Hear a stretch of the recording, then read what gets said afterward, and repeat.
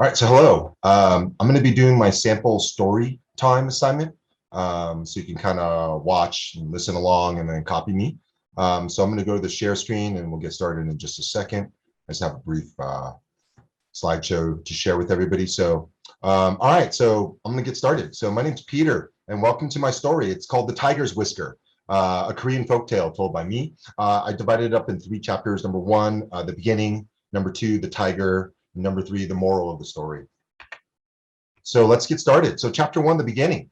Now we go back in time and we have a Korean farmer and he's called to war by his king. So leaving his loving wife and family behind, he becomes a soldier. So surviving the war, the farmer returns to his family, but he's moody and angry and his wife cannot tolerate him. So she seeks help from the local hermit, who is rumored to be sage and wise. So the hermit tells the wife she needs a magical potion to cure her husband, but it requires a tiger's whisker. And the wife is terrified, but is determined to help her family. So chapter 2, the tiger. So the wife went hunting for a tiger, terrified if she actually met one. So she brought with her a bowl of rice and meat as bait. So she found a cave where she thought a tiger lived and left the bowl and ran away.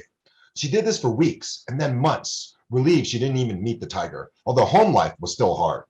Then one time she crept up to the cave, set the bowl of rice and meat down and turned to find the tiger staring at her nose to nose. She thought she was dead, but the tiger left her alone and ate the bowl of rice and meat. The wife returned again and again, feeding the tiger and becoming more slowly confident and comfortable around it.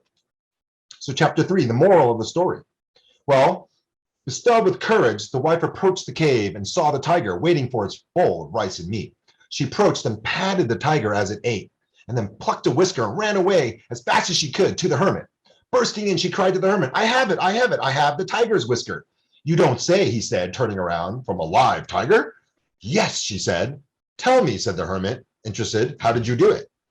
And Yun-okay, the name of the wife's name, she told the hermit now for the last 6 months, she had earned the trust of the creature and had finally permitted her to cut off one of its whiskers. With pride, she handed him the whisker.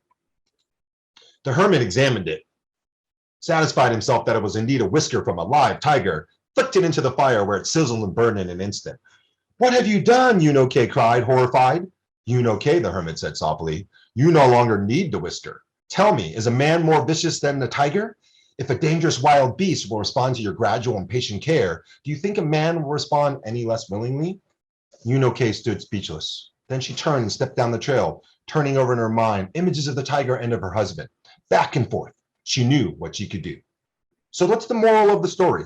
Well, it shows that I think when people come back from traumatic experiences and they've changed, that you can adapt to them by slowly using patience and gradual care, right? And that's the approach that you got to have if you want to make the wedding, the marriage and the family, healthy again. So that's The Tiger's Whisker, is a Korean folktale told by me, Peter Lee. Thanks for listening. Point number 1 was the beginning. Number 2 was the tiger. Number 3 was the moral of the story. I know you enjoyed the story. It's a great one. I'm proud to tell it because, my parents were Korean, and it's a good lesson to apply to life, that patience and gradual care will take care of a lot of things that you need in life. Bye-bye.